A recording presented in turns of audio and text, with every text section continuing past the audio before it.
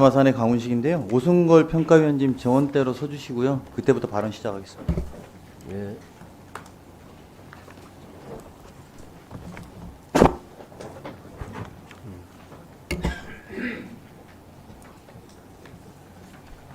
좀 더 급하지 않잖아.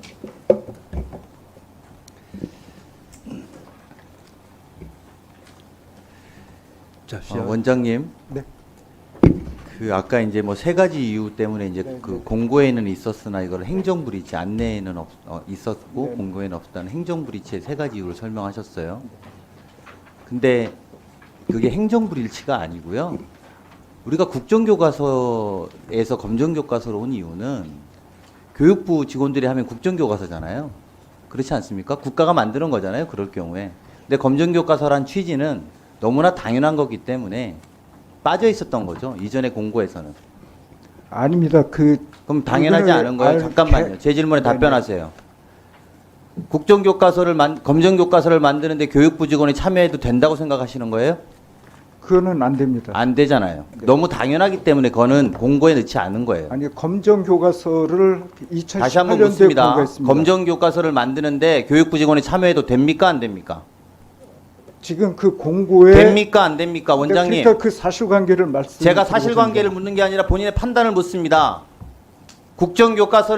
검정교과서를 만드는데 교육부 직원이 저자로 참여하는 게 옳은 일입니까? 아닌 일입니까? 이해 충돌을 방지하는 관점에서는 참여하지 않는 것이 좋다고 아는 게 맞는 생각합니다. 거죠. 너무 당연하기 네, 때문에 그렇습니다. 공고에 없는 겁니다. 안내에는 있는 거고. 그게- 그렇지 않습니까? 아니, 그렇지 2008년부터 2018년부터 그렇게 안 한 겁니다. 우리 정부가.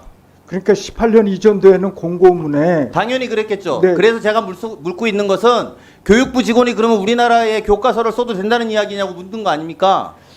근데 지금 그런 양상이 생겨버린 문제점에 대해서 지적하는 거 아닙니까? 그런데 그런 문제점들이 있습니다. 그 교사들이 제가 문제점을 여쭙는 게 아니고요. 아닙니다. 진행된 저기- 사태에 대해서 원장님 제가 묻는 거에 답변을 하세요. 제가 설명을 들으러 온 게 아닙니다.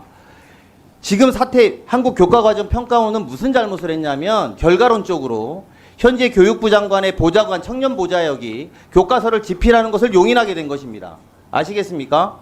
이것은 우리가 그 많은 국정교과서 논의를 거쳐서 검정교과서의 시대로 온 것을 다시 뒤집어버리는 결론을 내린 거고, 이 두 번째로 문제는 이분이 이 냈던 자료와 과정들이 다 부적절하다라는 것을 우리가 확인했다는 거 아닙니까?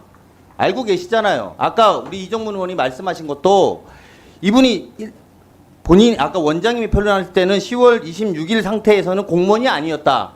11월 7일부터 청년 보좌역이 됐죠. 맞습니다. 그렇죠. 근데 이미 그때는 신원 보증이 들어갔을 때란 말입니다. 아시겠습니까? 신원 확인이 들어갔어요. 그 정도의 보좌역을 할 거면. 그럼 공무원 절차를 밟고 있는 사람이 교과서를 신청하겠다는 거예요. 필자로. 그거를 잘못된 것을 그 뒤로라도 알았으면 이것을 막아야 되는 게 교육과정 평가원장의 역할입니다. 심사원에 대한 그것을 빼는 것은 당연합니다. 심사위원들은. 안 그러면 서류를 왜 받습니까? 서류를 받아갖고 직원이 2명밖에 없는 직원에, 우리나라의 대부분의 교과서 업체들은 300에서 1000명까지도 직원들을 데리고 있습니다. 왜냐하면 전문성을 확보하기 위해서입니다. 총무나 회계나 여러 가지 잡일들을 하지 말라고.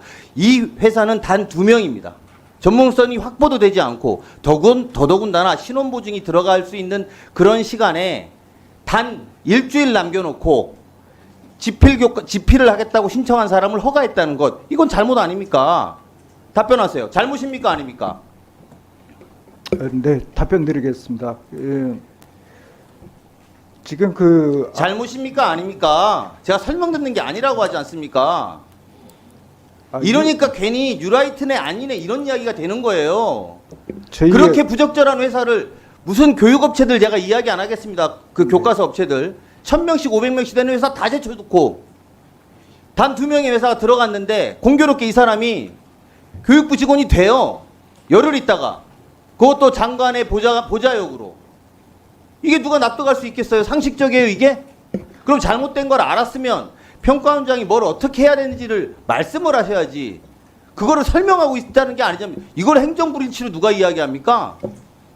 답변해 보세요. 잘못된 겁니까? 안 된 겁니까? 네, 그러니까 그 과정을 좀 설명을 드리는 게 좋을 듯합니다. 그래서 그 저희가 이 잘못된 거냐고 안 된 거냐고 저는 인식을 묻는다는데 왜 자꾸 설명을 하려고 그러세요? 이게 잘못된 겁니까? 잘 된 겁니까? 국민들한테 말씀을 해주세요.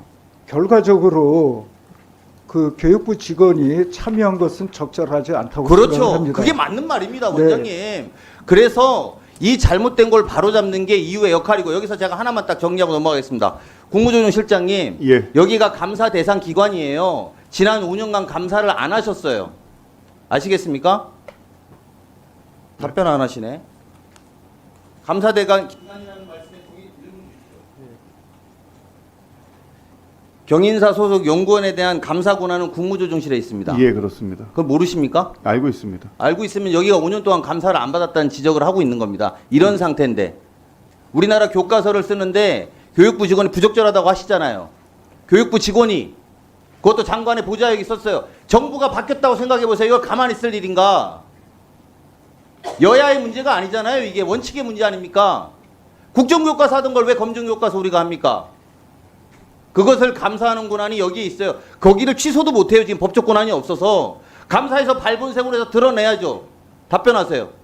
예, 저희가 점검해 보도록 하겠습니다. 점검하지 말고 감사하시란 말이에요. 5년 동안 감사가 없었다고요. 저희가 지금 아까 나온 2018년 기준으로도 공고하고 행정불일치라고 하잖아요. 저희가 그 방치하고 있었다는 거 아닙니까? 예, 경인사회 연구기관들은 뭐 26개를 1년에 다 같이 하는 거 아니고 이제 순번으로 돌아가면서 하고 있는데요. 저희가 뭐 할 수 있는 방법이 있는 거를 한번 점검해 보도록 하겠습니다.